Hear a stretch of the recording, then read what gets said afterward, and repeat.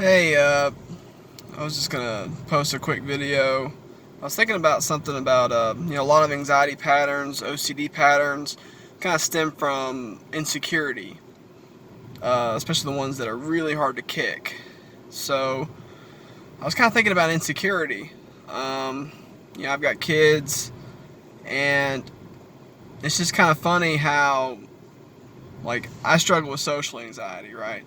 But then it's like, you can see like different personality types in your kids and like how they like my oldest kid is like super outgoing, just doesn't even think about any like social anxiety kind of stuff. And it's just kind of funny to me. It's like she of course she's a kid, she makes little mistakes here and there, and but it doesn't really stop her.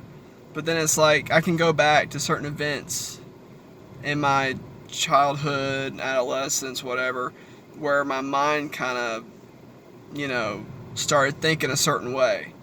And I got this insecurity kind of like ingrained in me, hardwired, I guess, towards that. I've just been thinking about how, like, a kid who, you know, who hasn't really had a whole lot of experiences has basically already got her personality set, somewhat.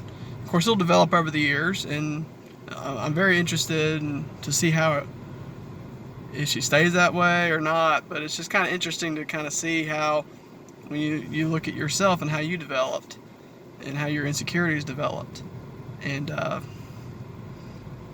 just like a brush up on what an insecurity is. It's like you feel like you're not good enough at something, right?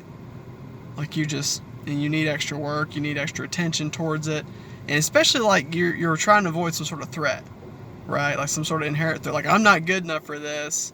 Like,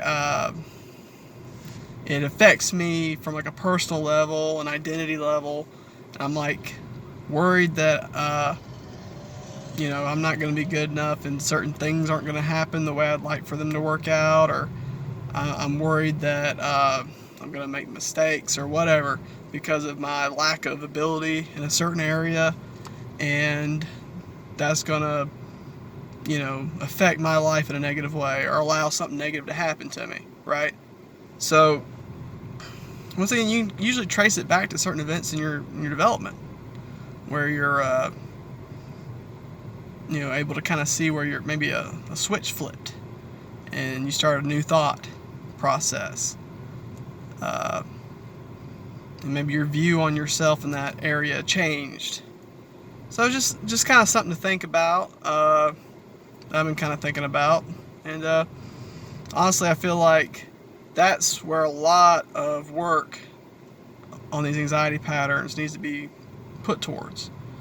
Not just like the day-to-day symptoms of that anxiety pattern, what it's doing to you, or how your mind thinks, but like, where is it coming from?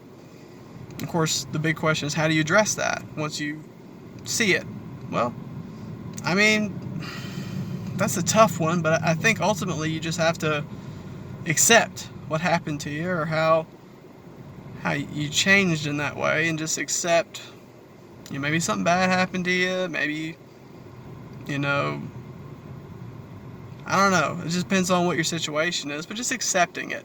Just thinking about it and accept it, and realize it could happen again, and just think about it. Like, oh, it's okay that this happened, right? I mean, was it really the end of the world? Am I alive? Yeah. Did I die? Did I develop? Did I change? You don't have to like it, but you just need to accept it. And just think about it and accept how things worked out. And remember, they could always be a lot worse. Alright, thanks.